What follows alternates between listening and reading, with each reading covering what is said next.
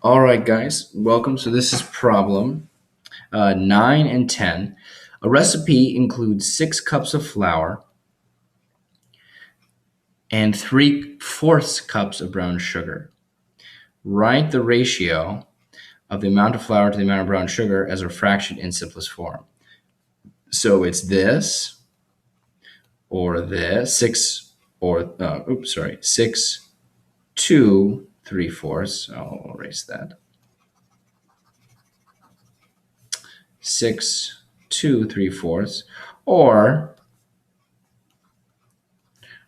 6/3/4, like this. Now, I think this right here is actually a very interesting thing. This really does look like this. And in math, that just is so weird. But technically, this 4 is multiplying this 6. That's just a little aside. I do write it like this and have this one kind of diagonal to really show you that 6 being divided by 3/4, but it also does kind of look like this. But let's go ahead and work with this one here. So basically, we're going to be dividing 6 divided by 3/4. So it's going to be 6/3/4. Same thing as 6 divided by 3/4. So when we're dividing by fractions, we need to change the whole number to be over 1. And then we will write it again, but now we're going to be multiplying and then take the second fraction and flip it. Take the reciprocal of it, like this. And then we'll go ahead and multiply straight across, which will be 24/3. And 24 divided by 3 will be 8. I guess 8 or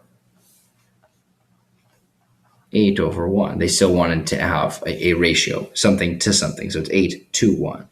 So the answer is B. For problem 10, Ming has a plastic container that is shaped like a rectangular prism. So it's going to be something like this. Okay, now if the container has a length of 14 centimeters and a width of 6 centimeters, if the volume is equal to 840 cubed centimeters, what is its height? So here's x right here. We're trying to figure out the height. Now you actually don't, this can kind of help to show you how to solve this, to draw, but if you couldn't draw it, for the volume of a rectangular prism, you can always, it's going to be base times height, but you could also just think about like the base is the length times the width. So basically you just need to multiply all 3 numbers in this case.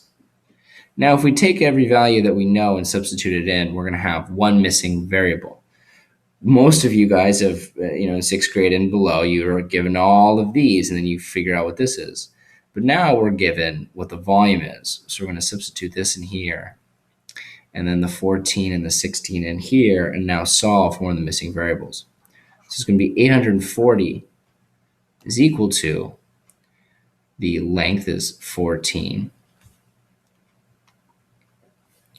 Length is 14. I'm going to draw it, 14, and then times 6 times 6, and then I'm going to get a purple, times the height, or x. We'll leave it as h.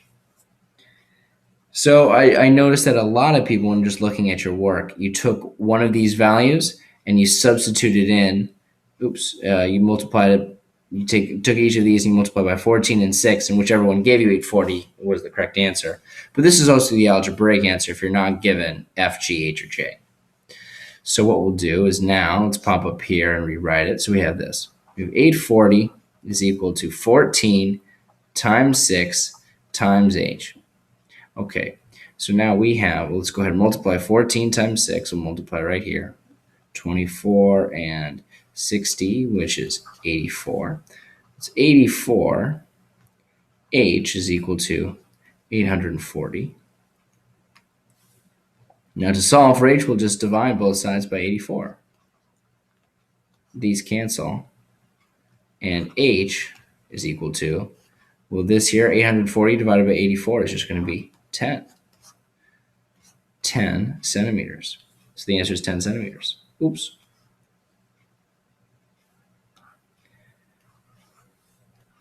And if you multiply, a substitution check would be really nice. Let's go ahead and do it. 10 plugging back into here should give me 840. So we should have 840 should be equal to 14 times 6 times 10. Well, yikes, I've been doing that so much lately. Okay, 840 is equal to 84 times 10. And 84 times 10 is indeed 840. It does. Check out. All right, everybody. Thank you very much.